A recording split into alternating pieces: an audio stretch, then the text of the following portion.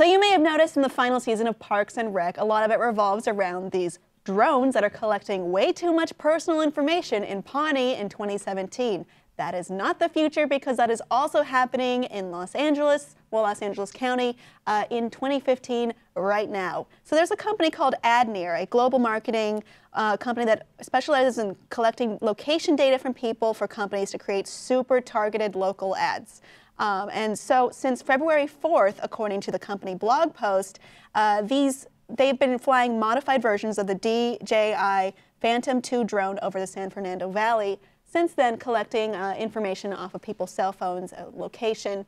And the worst part is, this isn't entirely illegal. It's a little messed up. FAA stuff is still pretty new with drones, and as we all have come to learn, it takes a long time for regulations and bills to get passed and stuff like this. Yeah. So, but all I see when I think of that little guy that's flying up there is I just see a giant drone going, business! What? Business! I'm collecting your information. Yeah. Or that, like you were saying earlier, the image of Ron Swanson with the destroyed drone. Like, this it came from my son. About my son. Yeah.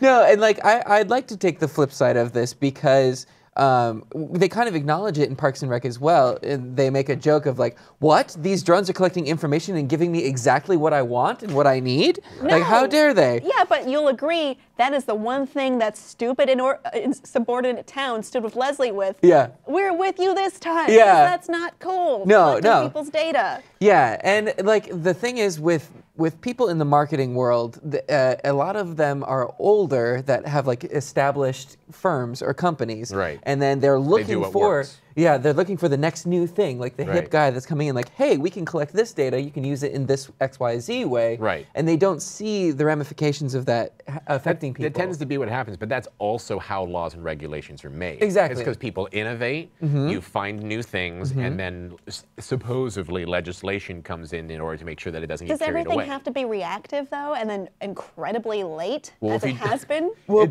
incredibly late, sure, yes. But reactive, I say, like, how do you predict? Right. How do you predict that someone's going to go out with a drone and collect unique IDs for phones? Maybe not necessarily predict, but I would say move a little bit faster. Yeah, that could happen. That's fair, but yeah. Like, and it's fair too that they won't know what the repercussions are going to be. Like, how does this affect someone and their personal data, or is it harmless data? You know? I don't care. It's my data. Yeah. Yes, it is your data. You bought the phone, you know, and You're you had using a a unique service. Well, this ID. also goes to the argument of, do you own your own phone, or are you a licensee of your phone? And Right. does the company own it? I mean, you do sign away a lot of things when you agree to own a phone. I don't think this is part of it, but it's also not illegal. Right. And also our digital lives and our real lives are merging more and more and more and more together. Yep. So I know where you're coming from, and trust me, I wish that stuff like this would happen faster too. But I think this is just a classic example of someone came up with a good idea and is taking advantage of it while the iron's hot. And by the time more companies try to take advantage of it, it may become too late for them to do so because we're going to figure out how to deal with it. You know? It always just seems like the idea is to get at people's data however you can. You know, we just talked about the Lenovo story. That's the idea with any marketing, though, is you're looking for where people are clicking, what are they buying in the grocery store. Like, that's valuable tool for a marketer. Sure. So that they can deliver something that they think you want. It seems like it's being taken in very creepy and not very, you know, upfront ways. You're still about 30 years too early to get into robophobia. you've got a little bit more while to go. I don't want robots and humans getting married. What? How dare you? We're in love. I bought him. He's mine. This is a plot on Futurama. Yeah. So just so you know. Yeah. But back on track, you know, it is something that we have to worry about. We talk about this kind of thing frequently, which is there's no law forbidding it yet because technology moves so much faster than legislation. Yeah. And it's going to continue to be a problem. The only solutions for this, you know, in the short term are don't take your phone with you in public. People aren't going to do that. No. Right. That's really unreasonable. Right. And at some point, you do have to acknowledge, it's like, am I going to be marketed to whether I'm bringing my phone out or not? Yeah.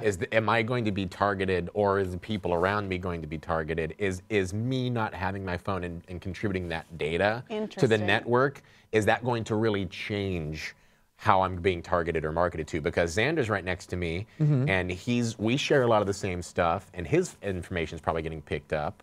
Right. And it's relative. Not only that, but if you leave your phone at home, you're still susceptible to billboards or advertisements on a bus or whatever. So you're constantly being marketed to. That's an interesting question to pose to the audience, which is, you know, is it just something to be expected when you're in a public place to be marketed to have your your data, your habits analyzed, or should you expect for that not to happen? Well, let us know what your take on that is below in the comments, and please be sure to subscribe.